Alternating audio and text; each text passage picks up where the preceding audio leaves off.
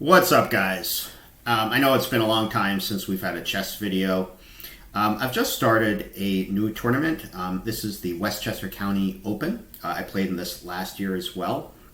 If you're watching from out of town, Westchester County is the first county north of New York City. And I'm starting the tournament with a rating of 2011, and my first opponent is rated approximately 1380, although as we'll see in a minute, he played far above his level. I'm playing with the white pieces, so without further ado, let's hop into the action. So I started with my favorite move, e4. He responded with the, I think they call us the Pierts or the Perk. I played d4, gaining space in the center. Knight f6, knight c3, defending my e-pawn. And g6, looking to fianchetto his dark square bishop. And f4, gaining more control of the center.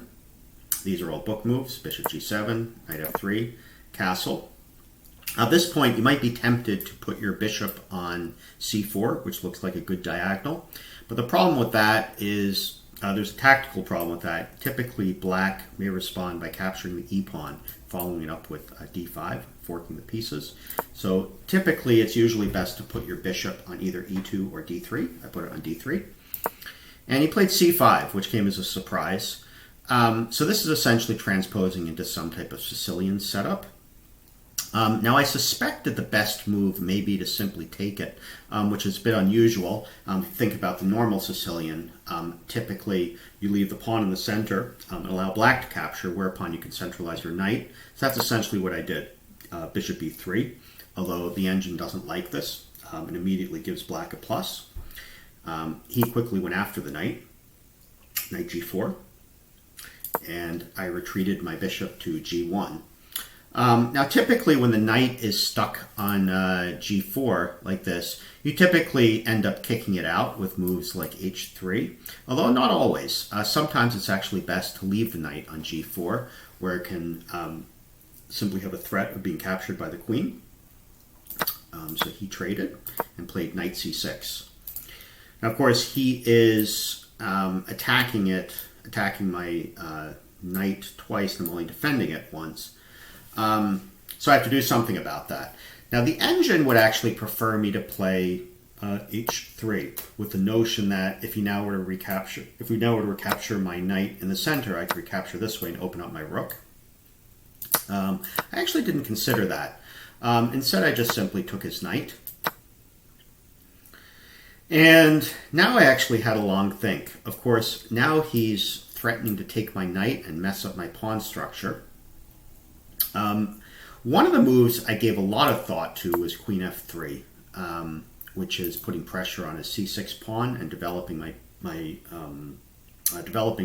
queen. But then I was afraid of queen a5, in which case he simply puts too much pressure on the queen knight. I also had considered h3, which is actually the engine choice. That would force the knight back. But I actually thought, what was I thinking here? It would actually weaken the dark squares on my king's side, and later on he may be able to bring his queen to h4.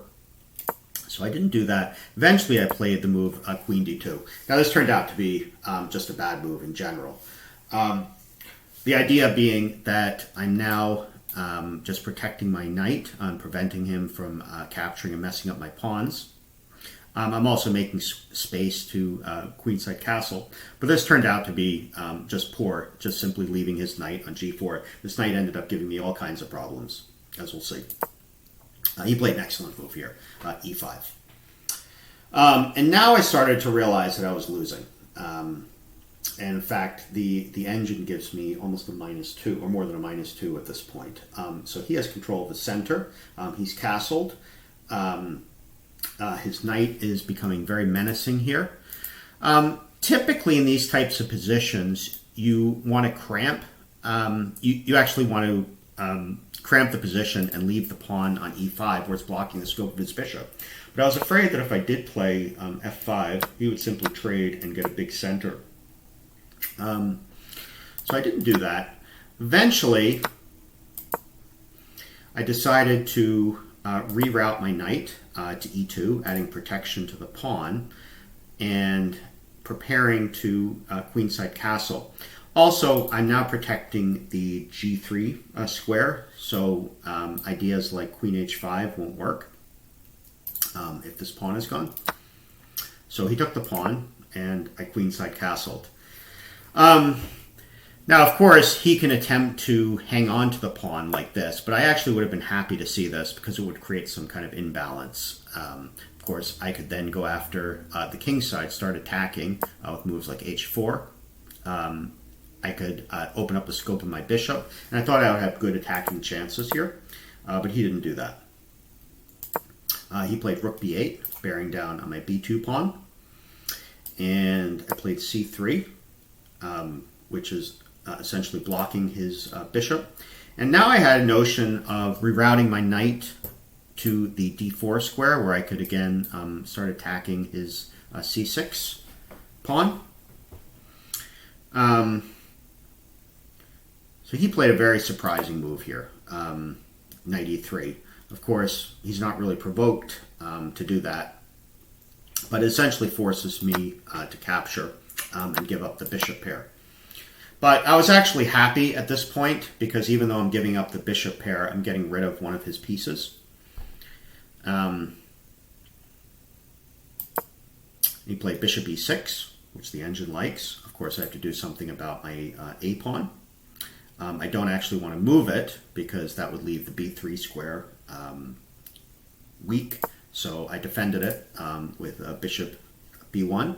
And I thought it was kind of funny that my dark square bishop started on c1, went to e3, and then to g1, and my light square bishop started on f1, went to d3, and b1. He played c5, which stops the knight from getting into d4, although I still felt I had good chances to bring it to the f4 square.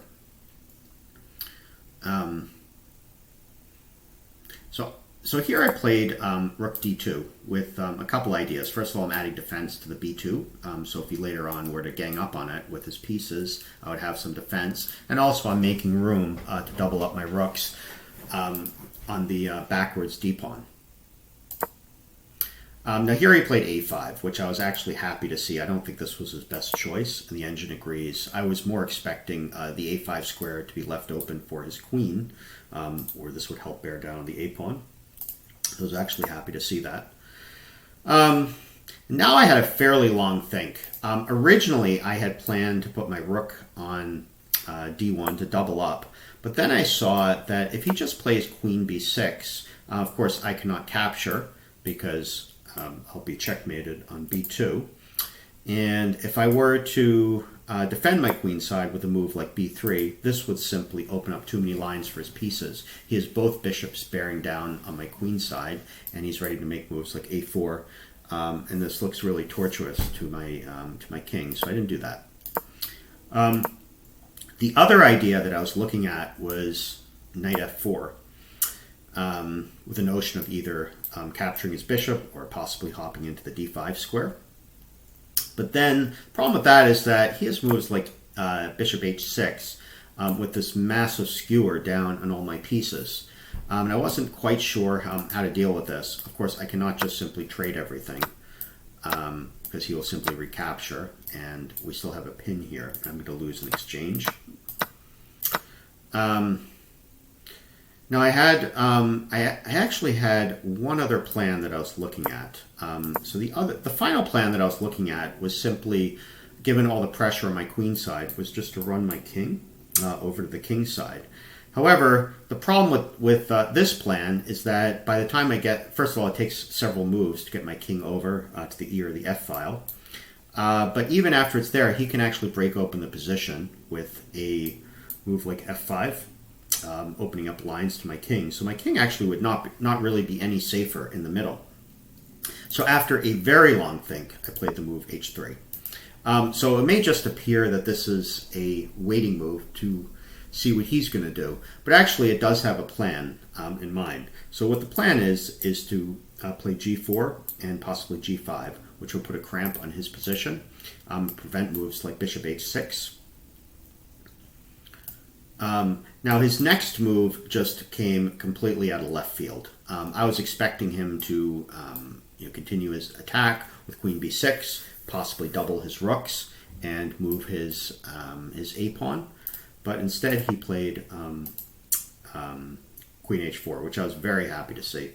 Now, objectively, I think maybe the best move here is to play g3, which case he would have to retreat his queen.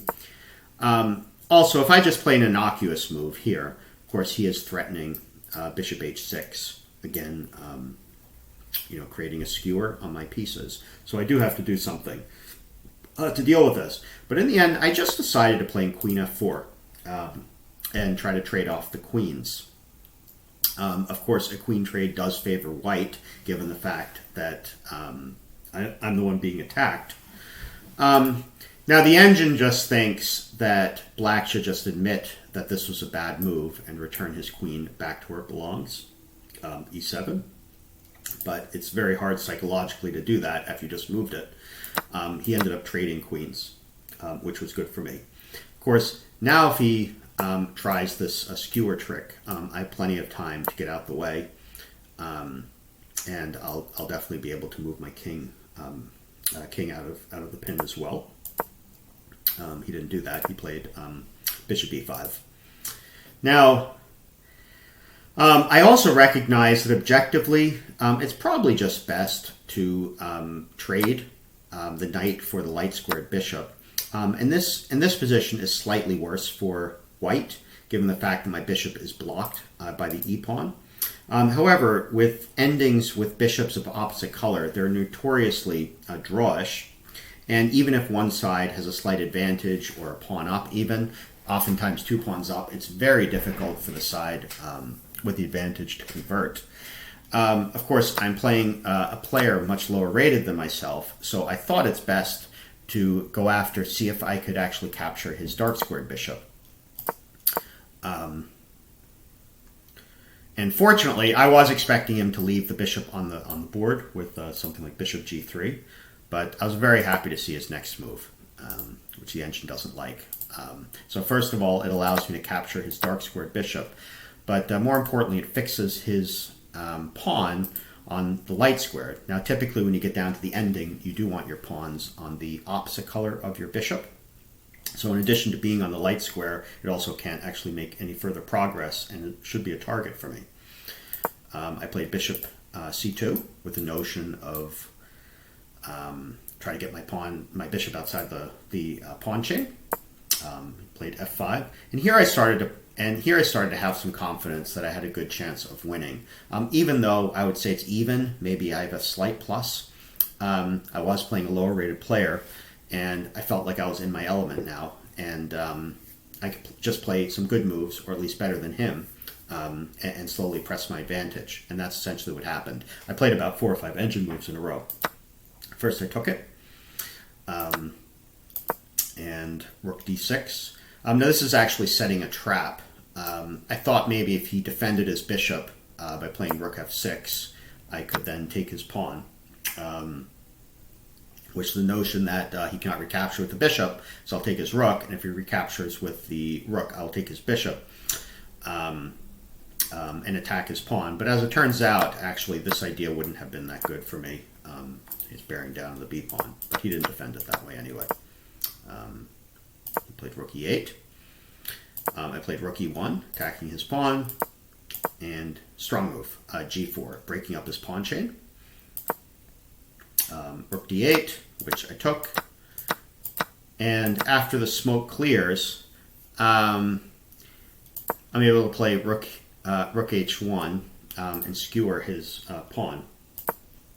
Now it's very important to take with the rook, so even though you might be tempted to take with the bishop and gain a tempo on the king, it's much stronger to take with the rook and cut off the king from making progress forward. Played bishop g4. I attacked one of his weak pawns, which he defended. And I played bishop c2 with the notion that I had intended to play rook c5 next to go after the pawn, and this was essentially preventing him from defending it by pushing it. It also added defense to the D1 square. Rook F8. I'll go through these moves somewhat quickly. Now at this point, actually, the engine thinks I'm still okay if I just trade. But actually, I played check first and took his c-pawn with the notion that after this trade and he takes my b-pawn, I can come to the a4 square and both attack and defend. I wanted to get my king closer to the action. And I did recognize that if we just simply trade our a-pawns, if I take his a5 pawn, if he takes my a2 pawn, this should be a relatively routine win because his king is cut off from defense of the pawn, and this will end up in the very famous Lucena position. But for some reason, I thought I could actually capture his pawn without giving up any of mine. So this was a miscalculation because when we ended up trading the a-pawns later anyway, but his king was in a much better position. So I played a3, and we danced around.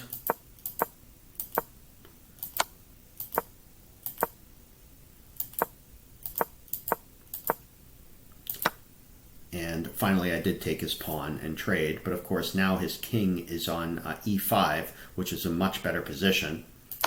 King b4, and it's very important here to put my king ahead of the pawn and not behind it. If I were to allow his king to get in front of my pawn, he would be able to draw. And we played on a few moves. And over the next few moves, I was able to push my pawn down and make a queen, whereupon he resigned. So what are some thoughts on this game? So first of all, I did not play well. The engine gives me a score of 79, which is well below my level. And he actually played a 77, which is only slightly worse. So I really just squeaked by with a very difficult win. So I need to actually take the lower rated players much more seriously. The other thing the engine says, it does actually give you a score for the opening, middle game, and ending. And it actually gives me the worst score in the opening. And if I expect to do well, I really am going to have to put in a little work and do better opening preparation. There's no real excuse for making a mistake within the first 6 or 8 moves. I should really know my tree up to at least 7 or 8 moves. But on the upside, I did come away with the W. And next round, I'll be playing probably someone rated around 1600. So again, tough competition. And hope you enjoy the recaps, and we'll see you all in the next video.